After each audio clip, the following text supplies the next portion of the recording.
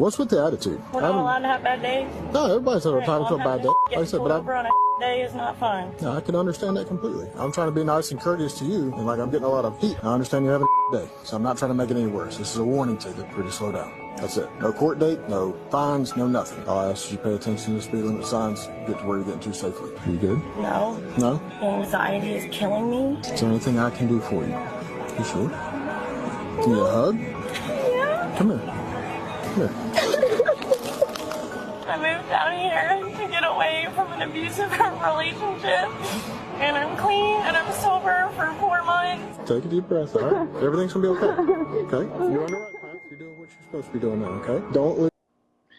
Welcome back, my PBM family. Welcome back. Another episode of Old School Cops presented by PBM. We're riding 3-man unit tonight. You have a wealth of experience.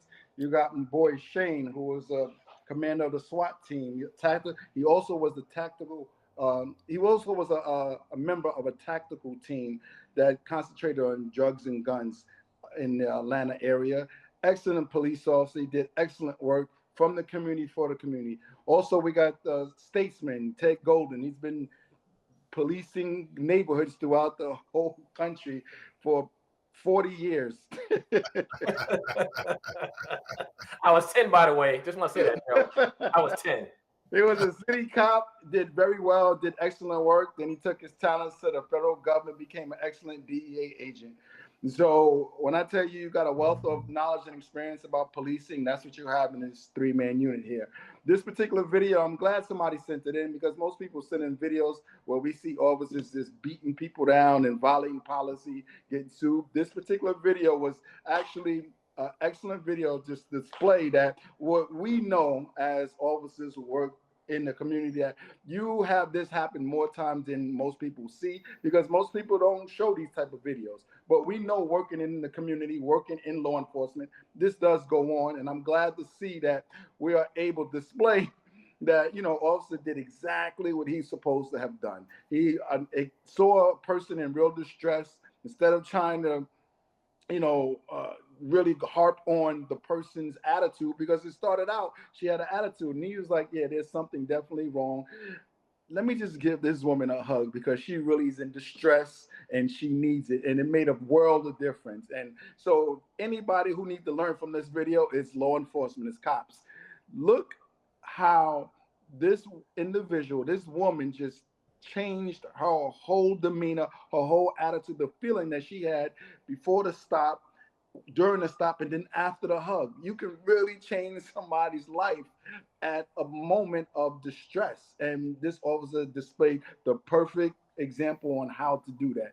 It's good to show compassion at times because, being a cop is just more than going out fighting crime, more than just locking up a bad guy. So this officer actually displayed it. We all talk about stories when we bought somebody in distress lunch. We went and gave presents during the holiday. We could sit here and tell you about all those stories, but it just seemed watched. But this particular video probably won't get a lot of views, because people are not interested in what officers do that is nice and appropriate. People want to see people getting beat down. But I'm glad somebody sent this because it gives us the opportunity to tell you guys, like, yo, this really does happen. Even though you don't see it a lot, it really does. Go ahead, Shane. I just have to piggyback what you said, Joe. As remember, you got to remember having that badge on. We're public servants. We're here to serve the public. It's not about what you say, it's how you say it. It's not about what you do, it's how you do it. Again, he recognized she was having a bad day. Things wasn't going well. Man, what's going on? Somebody got, an attitude, what's happening. Then she started to pour in her heart. And then the compassion side came out. We got to remember, anytime we lock somebody up, we be catching good people just at a bad time in their life. Most people are not bad. And he realized that, okay, there's something wrong with this sister. Let me see what I can do to help out. And just that compassion showing, hey, do you need a hug? She came out, she kind of poured her heart, and guess what? That might have changed her whole day. Who knows what she might have done later on if she had that type of interaction. See, as you mentioned before in the outset, Joe, it's more about policing. It's about showing compassion. It's about showing kindness. We're here to serve the public. And if we as cops can continue to remember that, we can change the whole paradigm as far as how people view police officers. We're here to serve. We're here to protect. We wear many hats. We're teachers. We're therapists, psychologists, firemen, law enforcement officers. We got to wear a lot of hats. So if you want to go into this field and this is what you want to do, be compassionate, be kind. It goes a long way. Go ahead, OG.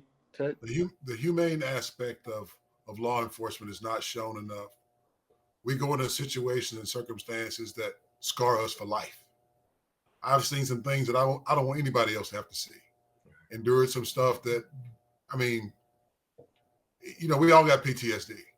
But every once in a while, you get an opportunity to just be a man and be respectful and be compassionate and be caring. Most of the times it's because things are horrific and you're just comforting people. I remember one time I had an officer who had to take a report from a 10-year-old girl who'd been molested, brand new guy, and he couldn't do it. He said, I can't do this. He said, knowing what I know, I can't do this. He said, you know, you got to take this. I can't do this. And I went ahead and took the report, but he just couldn't deal with this, with the fact that a 50-something-year-old man had fondled a 10-year-old girl in the house with her grandmother, her mother, and two other sisters. It was just a horrid thing. So to see the compassion that you get from just a situation where you can show people that you're human too, that you understand that they're struggling, it makes a big difference. And it puts us in a different limelight, because what it boils down to is this: we go home to a family. We have people who have illnesses and sicknesses. We lose our parents like everybody else does. Our kids act a clown every once in a while like everybody else does. The only difference is I told a badge and a gun. And people expect me to be Superman. I'm not. So just know that we get you. And in instances where it's time to do something that shows compassion, that shows humanity to man, you know, it's a great thing. Especially, I go back to what I said before. When you see these things on video, you're getting authentic responses from people. And in this instance, it's the right authentic response.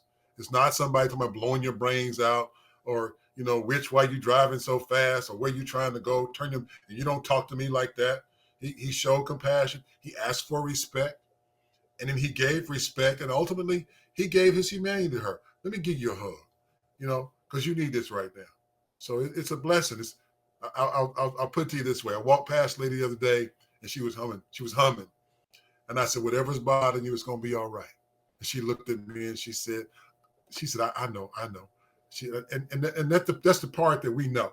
Those of us who've been in those neighborhoods or got those older grandparents, when grandma is humming in the elevator, it ain't good. Something's bothering, something's on her mind. And to hear somebody say it's going to be all right, it just helps a whole bunch. It goes a long way, Ted. You know, there's a famous expression that says, you get more bees with honey than vinegar. And that's what it's all about. Amen to that, man. Amen to that. Yeah, that is so true. One of my first medals was saving a guy's life who had a gun to his own head. And he was yelling, shoot me, shoot me. I thank God that I was the first officer on scene, because after I talked him down, showed compassion, shown how I could relate, pretty much explained to him how much he had a lot to live for, even though he felt he didn't. But when I found out he had a kid and he was active, and I just turned all the attention on his kid, and I was like, yo, do this for this kid, man. Like, just really, you really got to do this for this kid. He ended up putting the gun down, and I took him to seek some medical help. And afterward, you would think that, you know, I just saved this guy's life, and you would think it was a big thing. And I had two sergeants that was on the SWAT team that walked over to me and said, what are you doing? And I was like, what are you talking about? He said, the guy had a gun. You told him to drop it. He didn't drop it. That's deadly force policy, clear and cut. That was a green light. And I was like, yo, what happened to saving lives? Like people don't realize, right? In training in the academy, and listen, for all you people, it's a huge difference from academy training to when you get out on the street. Yes, it is. When you come out on the street as a new guy, the older guys tell you forget what you learned in the academy, and your training starts from now. Your initial training says, first and foremost, we save lives. We save lives. When you take in a life, or you have to take a life, that's the last thing that should be on your mind. And I had these two sergeants telling me green light, bro. Like you should have used deadly force. Then I had a lieutenant who saw this. He came over. He said, "Don't worry about them clowns. They from SWAT. No offense, Shane. They from SWAT. I know. They all they want to do is just take lives. They kill. Right. That's the SWAT mentality." He said, "You do the right thing. I'm gonna put you in for medal. You save this guy's life. Don't pay them guys no mind." Just imagine if I wasn't the first guy on scene. Like I was just, you just don't know, man. Like I was so glad I did, because this guy was having a mental breakdown and I was able to save his life. And just like this hug, it meant something. Sometimes a hug or somebody to say like, yo, your life is important. Regardless of what you're going through, it's important. And people, they need to hear that at times. And so Joe, it could be just as simple as a smile. Yeah. Just a smile on your face. That's all it takes, to change somebody's day. Definitely. So I hope, we get a lot of cops watching this too. And, we talk about doing a lot of training here in the future with officers.